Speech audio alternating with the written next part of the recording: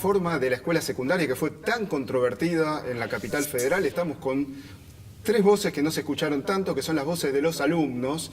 Por lo menos no se lo escucharon en profundidad. Estamos acá con Lucas, con Felipe, con Lucía, de tres colegios distintos, públicos, privados, con más o menos actividad dentro de su centro de estudiantes. Me gustaría empezar con Lucía. Presentate. Bueno, mi nombre es Lucía, soy de la Escuela Agustín Tosco. Es una escuela pública que,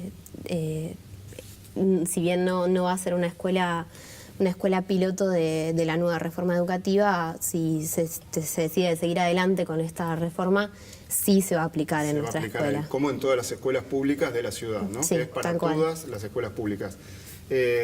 Lucas, presentate. Yo soy Lucas, estudiante de cuarto año del ILSE, un colegio semiprivado que académicamente depende de la Universidad de Buenos Aires, y justamente por eso es que la reforma no aplicaría en nuestro colegio. Sin embargo, muchos de los colegios que pertenecen a la UBA se quejaron y estuvieron formando parte de las protestas, ¿no? Sobre todo el Pellegrini y el Nacional Buenos Aires. Claro, y nosotros también participamos en varias movilizaciones, sí, justamente porque creemos que si académicamente dependemos de una universidad pública, justamente tenemos que ser parte de esa pelea por defender la educación pública. Está bueno, pues estamos justo ahí en el medio entre pública, semipública, y tenemos la voz de una escuela privada.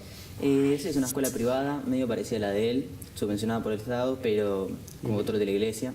Es parroquial. Y bueno, el tema de las reformas no está muy claro. Primero me dijeron que sabían, después yo personalmente fui a hablar con los directivos, a pedir explicaciones, con el director de estudios, y me dijeron que todavía no sabían nada. Quisimos abrir un espacio de debate futuro, controlado por los profesores y mediado por los directivos, obviamente. Pero lo que nos dijeron fue que el PDF que nosotros les dimos como pruebas de la reforma educativa, de lo que significaba, no se encontraba en ningún lugar del Estado, cosa que nosotros lo encontramos en una página del Estado.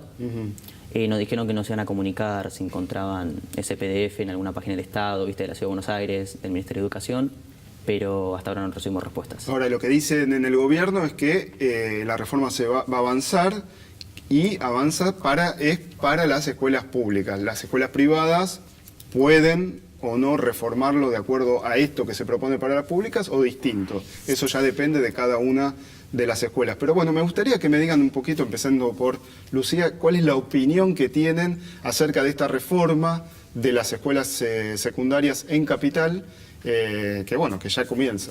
Bueno, nosotros los estudiantes de las escuelas públicas nos posicionamos completamente en contra de esta reforma.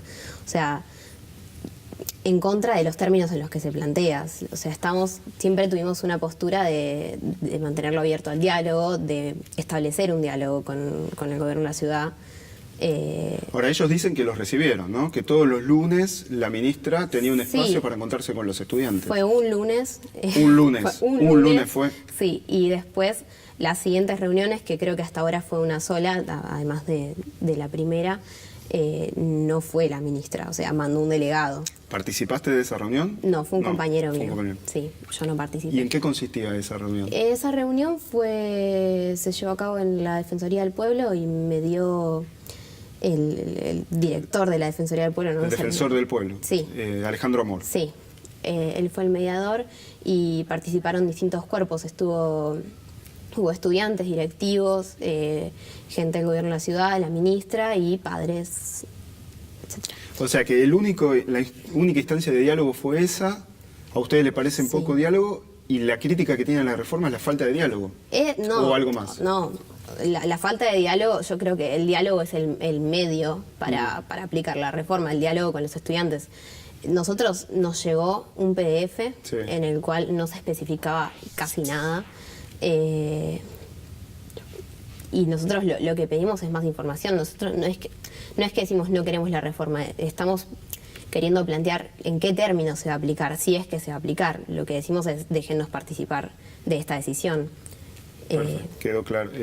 Lucas, ¿cuál es tu posición con respecto a la reforma? Después seguimos. Creo que comparto bastante con lo que dice Lucía, o sea, más que nada la posición que yo planteo es que es muy necesaria una reforma educativa en los colegios secundarios, no solamente en la capital federal, pero que esa reforma que se aplique tiene que ser una reforma en la cual la comunidad educativa pueda participar de su realización, obviamente junto con especialistas en educación y junto con los funcionarios del Ministerio de Educación, pero esta reforma es justamente lo contrario, porque es una reforma que se hizo a puertas cerradas en el Ministerio, de manera inconsulta, y como decía Lucía, es una reforma que nos falta información. O sea, recién en la segunda reunión que tuvieron representantes de los centros de estudiantes con la ministra, recién a partir de eso el Ministerio accedió a subir un documento a su página web. O sea, hasta ese momento era simplemente información filtrada, se acercaban a los rectores de los colegios, les entregaban el PDF que supuestamente tendrían que aplicar, pero no aparecía información en la página del Ministerio. Entonces justamente nosotros, no solo los estudiantes, sino también los docentes y las familias, pedimos que se haga una reforma, pero con participación de la comunidad educativa y que también haya más información. Y la ministra dijo varias veces que ya había instancias de diálogo, que ya estuvo reunida todo el año pasado y que se seguía reuniendo. Bueno, justamente el tema es que el año pasado muchísimos representantes de centros de estudiantes estuvieron en reuniones con la ministra y si la ministra estaba haciendo una reforma, ¿cómo no se los va a comunicar en ese momento? Porque el año pasado la ministra nunca había mencionado que estaba generando una reforma. ¿Cuál es tu posición con respecto a la Mi posición con la reforma, desde mi ideología política, yo creo que es una animalada, por así decirlo. El tema de usar a los jóvenes como una mano de obra de las pasantías. Muchos la defenderán. Tu principal crítica apunta a el último año, a las pasantías, Claro, o las a las prácticas pasantías, educativas. y no solo eso, también a la relación de docente-alumno, que yo creo que es base en la educación y que es prácticamente la predisposición que el alumno va a tener. Si el alumno tiene un docente con el que se siente cercano, forma una relación afectiva y demás, va a estar más abierto a recibir conocimiento. ¿Pero por qué decís que va a cambiar esa relación del docente? Eso va a cambiar debido a que los docentes cambian totalmente, desaparecen del mapa y son reemplazados por unos capacitadores, creo que son. Facilitadores, gracias. Que les dan un curso del Estado, ni siquiera tienen formación universitaria. Es un curso que les da el Estado de 4 meses contra la carrera de docente, que son, me parece, 6 años. Bueno, a ver, lo que dicen las autoridades no es exactamente eso. Ellos dicen que, por lo que se lee en el PDF, 30% del tiempo van a ser las clases tradicionales con los docentes tradicionales y el 70% restante, si se coinciden, van a ser estos facilitadores. O sea, sí, obviamente dicen esas cifras, pero a la larga va a ser un plan de reemplazo. ¿Vos pensás que a la larga es para sacar a los docentes del medio y reemplazarlo por otro tipo de...? Además hay que ver las circunstancias en las que estamos, con un principio de clases que hace un par de años se viene cancelando por el tema de las protestas docentes, por el aumento de sueldo, las paritarias y demás, y los docentes son una clase incomprendida totalmente, en todo el mundo, no solo acá. Ellos son la base del futuro, son los que se encargan de formar a las generaciones futuras y su labor es eterna, porque lo que hace su alumno puede repercutir de acá a la eternidad. ¿Tenés algo para decir? Sí, no, yo iba a agregar que es así efectivo, como vos decís, se recorta las horas de docencia, pierden el 70% de las horas de su trabajo y nada, esto precariza completamente el trabajo docente.